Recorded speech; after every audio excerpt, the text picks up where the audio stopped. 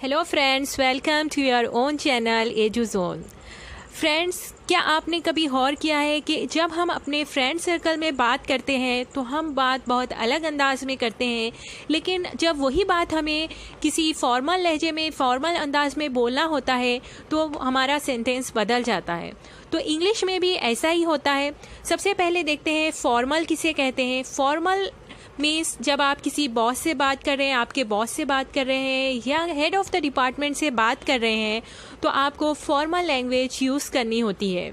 जबकि informal conversation उस वक्त करते हैं जब आप फ्रेंड से बात कर रहे होते हैं या उनसे जिनसे आप बहुत ज़्यादा फ्री होते हैं। तो देखते हैं कि फॉर्मल और इनफॉर्मल कन्वर्सेशन में ये क्या डिफरेंस है। सबसे पहला है nice to meet you. Nice to meet you का मीनिंग होता है कि तुमसे मिलकर अच्छा लगा। ये एक ग्रीट है और ये हम इनफॉर्मल लहजे में, इनफॉर्मल लैंग्वेज में कह सकते हैं। लेकिन अगर यही बात हमें फॉर्मल में कहनी होती है तो उसे कहा जाता है it's pleasure to meet you. It's pleasure to meet you, इस तरह कहा जाता है। सेकेंड है वरीड अबाउट यू।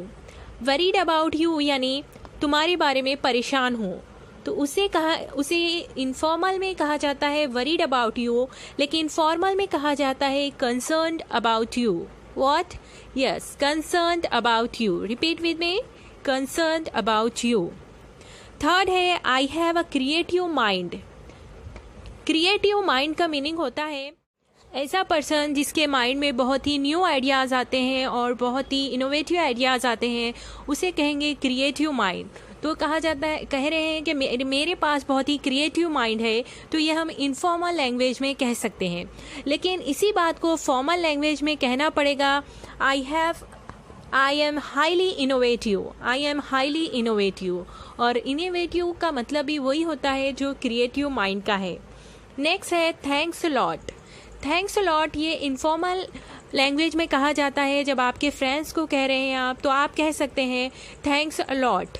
लेकिन फॉर्मल लैंग्वेज में आप थैंक्स अ लॉट नहीं कह सकते।